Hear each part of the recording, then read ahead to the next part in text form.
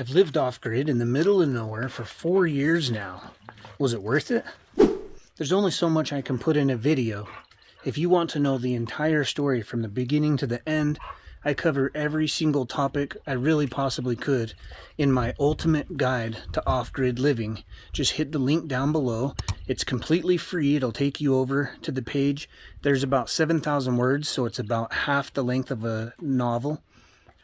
It also has about 30 pictures, 30 videos. There's a bunch of statistics slides I created, graphics to make it more fun. And at the end of each section, there's a playlist you can click on that'll take you to 5, maybe 30 more videos on that same topic. I've been making these videos for 4 years now, and you can see all the trial and error all along the way. Bookmark the page, go back to it as you develop your own homestead. It's 100% free. Just hit that link down below and it'll take you right to it. Long story short, moving off-grid was the best decision that I ever made. I've truly never been happier in my entire life. I moved off-grid with next to nothing, but quickly set up resources for food, water, and shelter, and with the infrastructure in place, I was able to piece together everything else. I haven't worked 1 second for anyone but myself since I moved off-grid. But that doesn't mean that I haven't worked my ass off. One of the first things that I did was build my shop. It was a 200 square foot shed, so it doesn't need permits, and it was a safe place that I could store items. And as I've mentioned in previous videos, when I moved off-grid, I had my camper van set up pretty well, and I've lived in my camper van the entire time.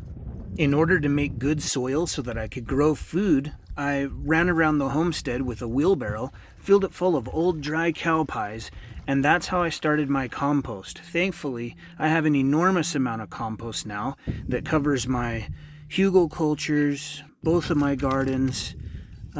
There's just really good soil all around the homestead. Obviously, having livestock, harvesting their manure to add to compost is the way that I've made such nutrient-dense soil. Being 4 years in now, I've had many successful gardens.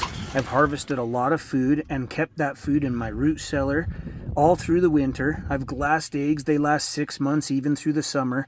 I've built agricultural sheds and different places to store hay and feed. And of course, there's the water system. When I first moved off-grid, it took hours and hours to water the garden, but eventually I built a water tower that's about 20 feet above ground. It holds about 330 gallons, and I go through about 400 gallons a week to water all my gardens and all my livestock, including the horses and myself. Everything is set up for automated water now, which makes life so much easier because time is money. Rather than spending hours every day watering everything, I can train the horses, trim the pig hooves, clean out the aquaponic system, and so on. It gives me time to do all the other things that I need to do around the homestead.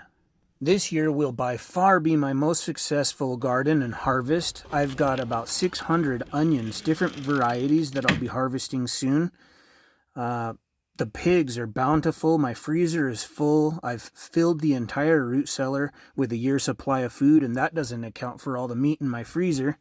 I have no mortgage payment, no car payment. I really don't have very many bills at all. I could probably live out here for about $500 a month.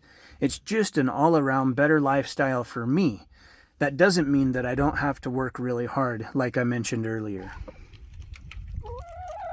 The gardens might not look like much now, but really you're not even supposed to plant into the middle of next month. I'm way ahead of schedule. I have all kinds of sprouts that are coming up. Hundreds of sunflowers, hundreds of onions, there's alfalfa, lettuce. I just planted cantaloupe, vine peach. I have boysenberry growing. There's strawberries that look like they're bouncing back. Once we get a month of the sun underneath our belt, the gardens are going to be absolutely thriving, including the hugelkulturs that I just continue to pile new compost on, and they're really getting nutrient dense. I think that even potatoes and carrots are going to do pretty well soon.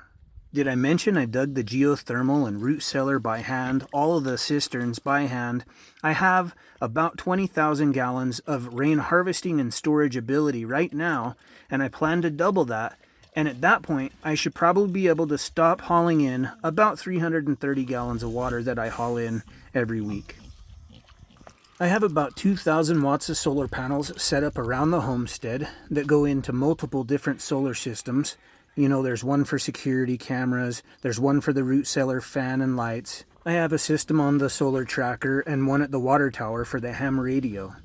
And I have these swells dug around the entire homestead. So all the way from the front gate, they come all the way through that second gate, around the bend here, and that all runs into the pond. So that 4,000 gallon pond can fill overnight, and it has. I built a Pell Privy composting toilet system. The outhouse has its own rain harvesting system that fills the bucket on the counter so you can wash your hands. I filled it the first time and it's stayed full ever since. And any overflow goes back into the swell system to grow more foliage around the homestead. I have about 600 watts of panels on the solar tracker and 600 more on the roof of the shop. There's 600 more watts on the geothermal. Here's a look inside the shop. I really do live in the van. Some people think I live in here, but it's just a shop. I've got a nice little shower. Hi, Yogi. You think they should click the link? Yeah, I know. They probably should. I had a washer for my laundry, and it did fine, but it broke down, and I just need to look into fixing it. But most of the time, I just do my laundry by hand in the bucket here, and then after I run it through the ringer is the hard part. You can agitate it with your hand. You don't need a silly toy like people use. But once you run them through the ringer, hang them up around the pig pen, and you'll be smelling beautiful for days. I was working on the tracker today, and I took a look over and saw these funny guys just laying out. The horses are on about 2 acres of pasture. Remember, if you found the video helpful, you can hit the link below. Go over to my ultimate guide for off-grid living. It's free. You could share it to your friends and family. That'd be a really awesome way to show your appreciation for the video. And I'll catch you guys on the next one.